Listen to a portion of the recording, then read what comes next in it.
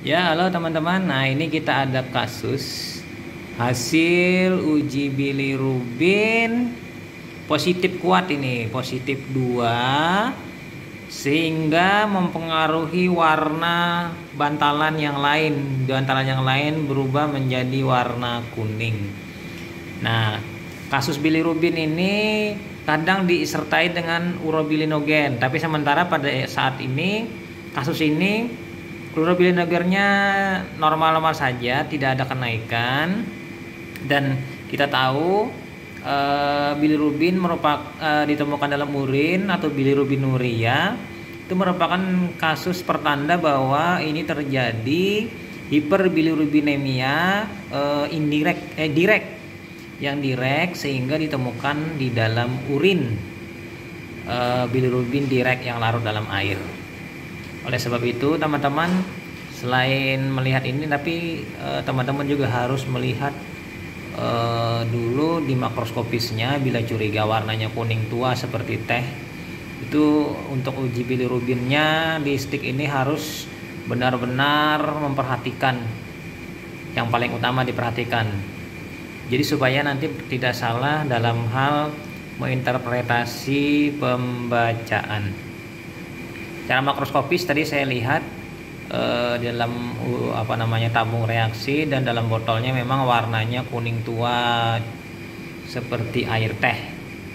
Jadi lumayanlah kita hari ini dapat kasus dengan bilirubinuria. Nah, ini secara dekat, apabila dia ditemukan positifnya 3, berarti dia kadarnya 4 mg per dl atau 70 mikromol per liter. Kadarnya yang ditemukan dalam ini. Sementara warnanya lebih tua, berarti dia lebih dari 4 mg per dl ditemukan di dalam urin. Artinya ini kadar bilirubinnya di dalam darah bisa lebih, mungkin anggaplah sekitar 15 sampai 20 mg per dl bilirubin direknya di dalam darah. Sementara yang lain-lain tidak ada mengalami kelainan seperti urobilinogen. Kita tahu yang namanya bilirubin itu sebagai penanda adanya kerusakan pada fungsi hati atau gangguan fungsi hati, sehingga metabolisme bilirubin terganggu dan sebagian terbuang melalui urin pada saat difiltrasi oleh glomerulus dan tubulus pada nefron ginjal.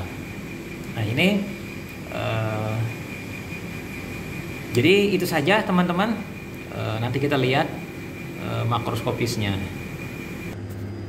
Nah, ini secara makroskopis bilirubin ini dilihat dari penampakan urinnya yang terlihat warnanya kuning tua. Kuning tua ya, sekilas kalau kita melihat langsung dengan mata, kuning tuanya itu khas sekali, seperti air teh, sehingga ini kita harus patut curiga adanya bilirubin di dalam urin. Nah, oleh sebab itu mengerjakannya pada multistik kita harus ekstra hati-hati dan memang fokus ke parameter nomor 2, yaitu parameter bilirubin.